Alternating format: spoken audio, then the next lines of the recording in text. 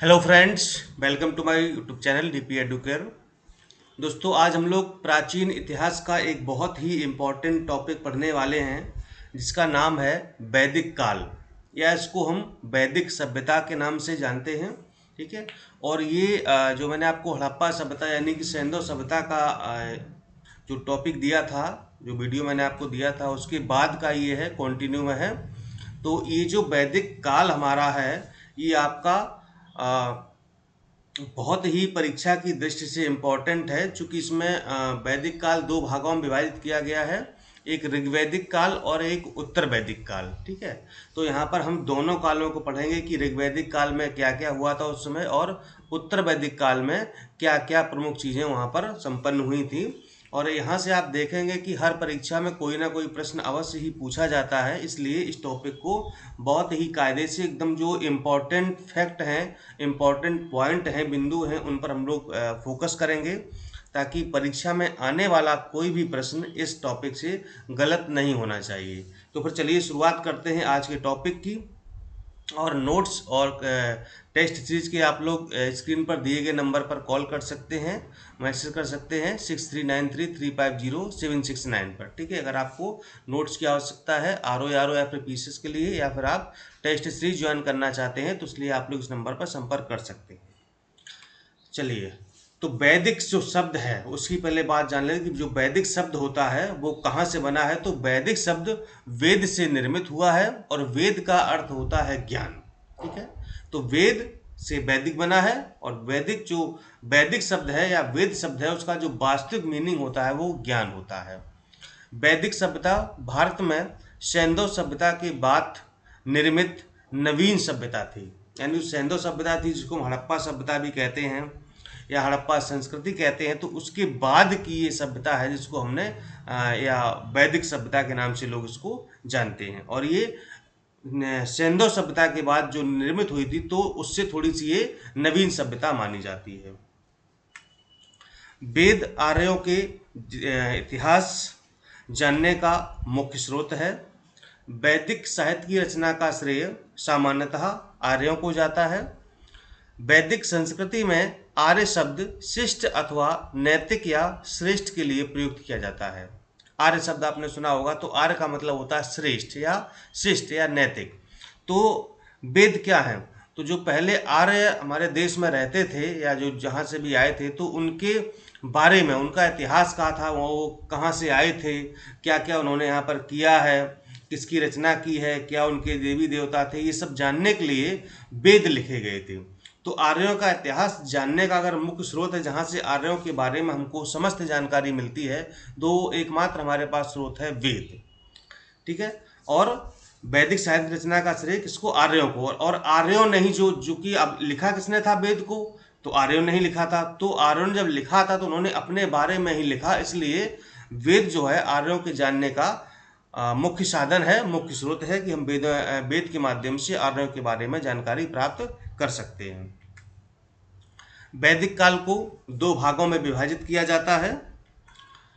पहला है ऋग्वैदिक काल, जिसका समय काल है 1500 ईसा पूर्व से 1000 ईसा पूर्व, और उत्तर वैदिक काल का समय है 1000 ईसा पूर्व से 600 ईसा पूर्व। अगर पूरे वैदिक काल का समय पूछा जाए तो आपका होता है 1500 बीसी से 600 बीसी। लेकिन अगर ये दो भागों में विभाजित किया जाए कि ऋग्वैदिक काल और उत्तर वैदिक काल, तो ये 1500 से 1000 बीसी और 1000 से 600 बीसी इनका समय काल माना जाता है। नेक्स्ट है वैदिक काल में चार वेदों का अत्यंत महत्वपूर्ण स्थान है, यानी कि वैदिक काल में चार वेद हुए हैं, और वो ये हैं ऋग्वेद, यजुर्वेद, सामवेद और अथर्ववेद। ठीक है। आपने नाम सुना ही होगा कि ये चार वेद होते हैं, ऋग्वेद, यजुर्वेद, सामवेद और अथर्ववेद। ऋग्वेद के बारे में जान लेते हैं। इसमें स्रोत एवं प्रार्थनाओं का संकलन मिलता है। इसमें कुल 10 मंडल हैं, 1028 सूक्त हैं और 10,552 ऋचाएँ हैं। गोब शूद्र वर्ण का सर्वप्रथम उल्लेख ऋग्वेद में ही मिलता है। ये जो गोज शूद्र शब्द है, वर्ण शब्द है, गोप शब्द है, इनका जो उल्लेख है ना, कहाँ मिलता है, कहाँ पर ये उल्लेखित किए गए हैं? इसका उल्लेख आपको ऋग्वेद में ही मिलता है। ऋग्वेद का 9वां मंडल वो सोम को समर्पित है, और गायत्री मंत्र का उल्लेख भी इसी वेद में मिलता है। ये प्रश्न बहुत पूछा जाता है परीक्षा में, पीसीएस जैसी परीक्षाओं में, आरओ में, कि गायत्री मंत्र का उल्लेख किस वेद में मिलता है, या गायत्री मंत्र किस वेद से संबंधित है, या ऋग्वेद का 9वां मंडल किसको समर्पित है, तो सोम को समर्पित है। दूसरा है यजुर्वेद, इसमें स्रोत एवं कर्म कांड का वर्णन मिलता है। यानी कि स्रोत का मतलब कि जो भी हमारे चाहे वो जो भी ग्रंथ रहे हो या जो भी चीज़ रही, उनका स्रोत क्या है, और जो कर्मकांड हुआ करते थे, जो अनुष्ठान हुआ करते थे, तो उसके बारे में हमको सारा जानकारी यजुर्वेद से प्राप्त होती है। यह गद्य एवं पद्य दोनों शैलियों में मिलता है, यानी कि यजुर्वेद को गद्य में भी लिखा गया है और पद्य में भी, यानी कि गायन शैली में भी लिखा गया है। कृष्ण यजुर्वेद गद्य एवं पद्य में तथा शुक्ल यजुर्वेद केवल पद्य में लिखा गया है। ध्यान रखिएगा, जो यजुर्वेद है तो उसके दो भाग हैं, एक कृष्ण यजुर्वेद और एक दूसरा है शुक्ल यजुर्वेद। तो जो कृष्ण यजुर्वेद है उसको गद्य और पद्य दोनों में लिखा गया है, जबकि शुक्ल यजुर्वेद को केवल पद्य में लिखा गया है। यहाँ से भी प्रश्न अक्सर बनता है, तो जिन जिन चीज़ों को मैं हिंट कर रहा हूँ वहाँ पर बड़े एकदम दिमाग में बैठा लीजिएगा कि यहाँ से प्रश्न आ सकता है। कर्मकांड को संपन्न करने वाले को अध्वर्यु कहा जाता था। देखिए जो लिखा हुआ है बिल्कुल सही लिखा है, ऐसे लिखा जाएगा। तो जो कर्मकांड को संपन्न कराता था उसे, उस पुरोहित को इस नाम से, यानी कि अध्वर्यु के नाम से जाना जाता था। सामवेद पर आते हैं। साम का अर्थ संगीत या गायन होता है। यज्ञों के अवसर पर गाए जाने वाले मंत्रों का संग्रह सामवेद में मिलता था। ठीक, अब जो देखिए यज्ञ अनुष्ठान किसमें होते हैं, यजुर्वेद में होते थे। कर्मकांड किसमें होते थे, यजुर्वेद में होते थे। लेकिन इसके अवसर पर कुछ संगीत गाए जाते थे, कुछ गाने गाए जाते थे, कुछ गान होता था, तो कुछ मंत्र जो है गाए जाते थे। तो उनका संग्रह कहाँ मिलता है हमको, उनका संग्रह मिलता है सामवेद में। ठीक है, मंत्रों को गाने वाला पुरोहित उद्गाता कहलाता था। यानी जो कर्मकांड करवाता था वो कौन था, अध्वर्यु था। लेकिन जो मंत्रों को गाता था, मंत्रों को पढ़ता था, उस पुरोहित को उद्गाता के नाम से जाना जाता। तो दोनों चीजों में अंतर है कि जो मंत्रों को गाने वाला पुरोहित है वो उद्गाता है, जो कर्मकांड करवाता है वो अध्वर्यु है। नेक्स्ट है अथर्ववेद। इसमें तंत्र मंत्र कालीन भारतीय औषधि तथा विज्ञान संबंधी जानकारी मिलती है। शल्य क्रिया का उल्लेख भी अथर्ववेद में मिलता है। तो जो भी तंत्र मंत्र हुआ करते थे, जो औषध से संबंधित हैं, विज्ञान से संबंधित हैं, शल्य क्रिया यानी कि सर्जरी से संबंधित हैं, तो ये सारी चीज़ें जो भी हैं, यानी औषधि, विज्ञान, शल्य क्रिया, तंत्र मंत्र, ये किसमें है, ये आपका आ जाएगा अथर्ववेद में। तो इनको ध्यान रखिएगा, कभी कभी मिलाने को भी पूछ दिया जाता है कि क्यों, कौन सा वेद किससे संबंधित है। ठीक है, बहुत ही शॉर्ट मैंने आपको समझा दिया है। चलिए आगे बढ़ते हैं। ऋग्वेद, यजुर्वेद और सामवेद को वेद त्रयी कहते हैं। यानी एक शब्द आया है नया यहाँ पर, वेद त्रयी। अब देखिए यहाँ पर क्या है, यहाँ पर अथर्ववेद शामिल नहीं, ध्यान रखिएगा। अगर पूछा जाए कि वेद त्रयी में निम्न में से कौन कौन से वेद शामिल होते हैं, तो चारों के ऑप्शन दिए होंगे, या मतलब कौन सा शामिल नहीं होता है, चारों ऑप्शन दिए होंगे, तो आपको लगाना है अथर्ववेद पर, क्योंकि वेद त्रयी में ऋग्वेद, यजुर्वेद और सामवेद को ही शामिल किया गया है। ये वेद है आपके, ऋग्वेद, यजुर्वेद, सामवेद, अथर्ववेद। ठीक है, और इसके कुछ ब्राह्मण होते हैं, कुछ उपनिषद होते हैं, तो ये भी कभी कभी पूछा जाता है। तो जो ऋग्वेद है उसके ब्राह्मण कौन है, ऐत्रेय और कौशितकी है। उपनिषद भी ऐत्रेय और कौशितकी है। यजुर्वेद, अब यजुर्वेद को दो भागों में बांटा गया है, कृष्ण और शुक्ल। तो कृष्ण यजुर्वेद के ब्राह्मण हैं तैत्रीय, और उपनिषद हैं तैत्रीय कंठ और श्वेताश्वर मैत्रेयी। जबकि शुक्ल यजुर्वेद के जो ब्राह्मण है वो शतपथ है, और उपनिषद है बृहदारण्यक और ईश।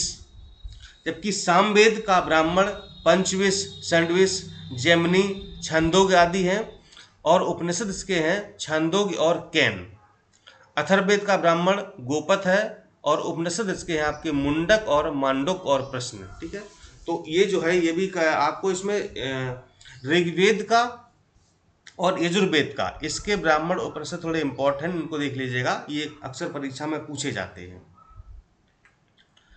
बृहदारण्यक उपनिषद में जनक तथा याज्ञवल्क्य के कथानक मिलता है। अब देखिए बृहदारण्यक किसका है, बृहदारण्यक आपका है शुक्ल यजुर्वेद का। ठीक है, बृहदारण्यक किसका है? शुक्ल यजुर्वेद का है। तो इसमें क्या मिलता है? बृहदारण्यक उपनिषद में जनक तथा याज्ञवल्क्य के कथानक मिलता है। ठीक है, श्वेताश्वर उपनिषद में पहली बार भक्ति की अवधारणा मिलती है। श्वेताश्वर उपनिषद में ही मोक्ष का भी पहला उल्लेख मिलता है। यानी जो ये भक्ति है, मोक्ष है, याज्ञवल्क्य और जनक का जो कथानक है, ये प्रश्न हमेशा पूछे जाते हैं। जो वन लाइनर आपको फैक्ट बता रहे हैं, ये पूछा जाता है कि किस उपनिषद में इसका उल्लेख किया गया है। बृहदारण्यक उपनिषद में याज्ञवल्क्य गार्गी संवाद का उल्लेख मिलता है। बहुत इंपॉर्टेंट है, याज्ञवल्क्य गार्गी संवाद जो हुआ था वो उसका वर्णन कहाँ पर मिलता है? ये बृहदारण्यक उपनिषद में मिलता है। मुंडक उपनिषद में सत्यमेव जयते का उल्लेख मिलता है। ये तो आपको पता ही होगा कि मुंडक उपनिषद में सत्यमेव शब्द का उल्लेख किया गया है। कठोपनिषद में यम नचिकेता प्रसंग का वर्णन मिलता है। ये भी बहुत इंपॉर्टेंट है। कठोपनिषद में दशराग युद्ध का उल्लेख ऋग्वेद के 7वें मंडल में मिलता है। यह परुश्री यानी कि रावी नदी के तट पर लड़ा गया था। जो दशराग युद्ध था तो उसका वर्णन कहाँ पर मिलता है? ऋग्वेद के 7वें मंडल में मिलता है। और ये रावी नदी जो वर्तमान में है, पूर्व इसका नाम है परुश्री, तो उसके युद्ध तट पर इसको लड़ा गया था। सरस्वती सबसे पवित्र नदी थी, यानी कि उस काल की, वैदिक काल की देखा जाए, अब तो विलुप्त प्राय हो गई है। सरस्वती सबसे पवित्र नदी थी, जिसे नदीतमा, देवीतमा या मातेतमा के नाम से भी जाना जाता था। तो ये सरस्वती के उपनाम सभी नदीतमा, देवीतमा और मातेतमा। ऋग्वेद में सर्वाधिक बार सिंधु नदी का उल्लेख मिलता है, जिसे हिरण्यनी के नाम से भी जाना जाता था। तो सिंधु नदी का दूसरा नाम क्या था? हिरण्यनी। और ऋग्वेद में इस नदी का सबसे ज्यादा उल्लेख किया गया है। अगर पूछा जाए कि सर्वाधिक बार किस नदी का उल्लेख ऋग्वेद में मिलता है, तो वो आपकी हो जाएगी सिंधु नदी। आश्रम व्यवस्था यानी कि ब्रह्मचर्य, गृहस्थ, वानप्रस्थ और संन्यास का प्रचलन वेदोत्तर काल में हुआ था। यानी कि वेदों के बाद जो काल आया है तो उसमें इन सारे आश्रम का वर्णन मिलता है। जो भी 4 आश्रम थे, ब्रह्मचर्य, गृहस्थ, वानप्रस्थ और संन्यास। वैदिक कालीन कुछ नदियां हैं और उस समय उनके नाम कुछ और थे वैदिक काल में, लेकिन वर्तमान में कुछ नाम और हो गए हैं। देख लेते हैं। तो कुभा अब ये काबुल नदी हो गई है। परुश्री अब रावी नदी हो गई है। सदानीरा गंडक नदी हो गई है। जो सुतुद्री पहले थी अब वो सतलज हो गई है। क्रुमु जो पहले थी अब कुर्रम हो गई है।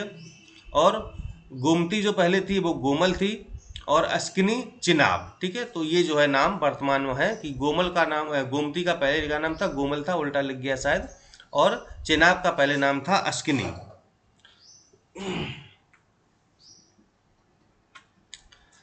निष्क क्या था? निष्क गले का आभूषण, यानी जो महिलाएं गले में पहना करती थीं उस आभूषण को निष्क के नाम से जाना जाता था। वैदिक काल में सर्वाधिक महत्वपूर्ण देवता इंद्र थे। ऋग्वेद के 250 सूक्त इंद्रदेव को समर्पित हैं। जो सबसे इम्पोर्टेंट है, वैदिक काल की बात की जाए तो सबसे महत्वपूर्ण देवता थे जिनकी आराधना लोग करते थे, पूजा करते थे, तो वो इंद्र थे। और ऋग्वेद में 250 सूक्त हैं वो इंद्रदेव को समर्पित किए गए हैं। ऋग्वेद में दूसरा महत्वपूर्ण देवता अग्नि है। पहले कौन है? इंद्र हैं। दूसरे कौन है? अग्नि हैं। वैदिक काल में अग्नि देवताओं व मनुष्यों के मध्यस्थ था। ऋग्वेद में अग्नि की स्तुति में 200 सूक्त मिलते हैं। देखिए, जो अग्नि दूसरे देवता थे तो वो देवताओं और मनुष्य के बीच में मध्यस्थ का काम करते थे। यानी कि मध्यस्थ का मतलब कि इधर की बात उधर पहुंचाते थे, मनुष्य की बात, इंसान की बात देवताओं तक पहुंचाते थे और देवताओं की बात मनुष्य तक पहुंचाई जाती थी। ये काम कौन करता था? ये अग्नि करती थी। चूंकि अग्नि आपके ऋग्वेद के दूसरे देवता थे, सबसे महत्वपूर्ण। और ऋग्वेद में अग्नि की स्तुति में 200 सूक्त मिलते हैं, जबकि इंद्र के लिए 250 सूक्त हैं। ऋग्वेद में गायत्री मंत्र का उल्लेख है, जिसके रचनाकार विश्वामित्र जी थे। गायत्री मंत्र का उल्लेख किसने किया है? विश्वामित्र ने किया है। उल्लेख कहाँ मिलता है गायत्री मंत्र का? ऋग्वेद में मिलता है। महाभारत को मूलतः जय संहिता के रूप में जाना जाता है। यानी कि जो महाभारत जब लिखी गई थी तो उसका मूल नाम क्या था? जय संहिता, लेकिन बाद में महाभारत उसको कर दिया गया। ऋग्वेद की मूल लिपि ब्राह्मी थी, यानी कि ऋग्वेद किस लिपि में लिखा गया था? ब्राह्मी लिपि में लिखा गया था। ये आपके वेदांग हैं, और वेदांग 6 प्रकार के होते हैं। वेदांग मतलब जो वेदों के अंग होते हैं, जिनको उन्हें हम वेदांग कहते हैं, और ये वेदों से ही संबंधित होते हैं। तो ये आपके हैं, एक शिक्षा है, ये भी वेदांग है। दूसरा कल्प है, तीसरा व्याकरण, चौथा निरुक्त, पांचवा छंद, और छठवां आपका है ज्योतिष।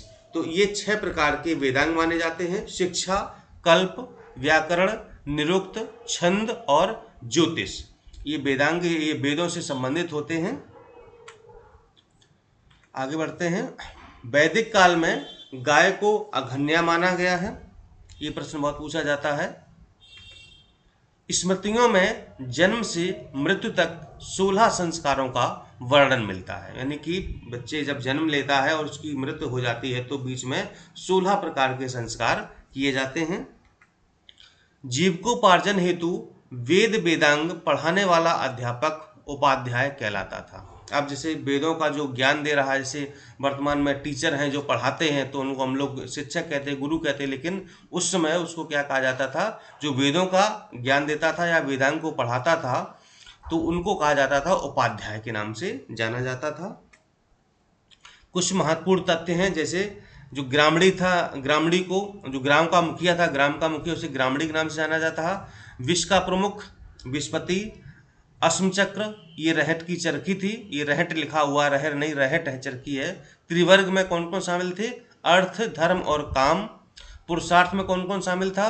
धर्म, अर्थ, काम और मोक्ष। ठीक है, तो ये कभी कभी इस तरह से पूछ दिया जाता है, तो आपको जानकारी होनी चाहिए। और ये था आज का वीडियो, आपको कैसा लगा जरूर बताइएगा।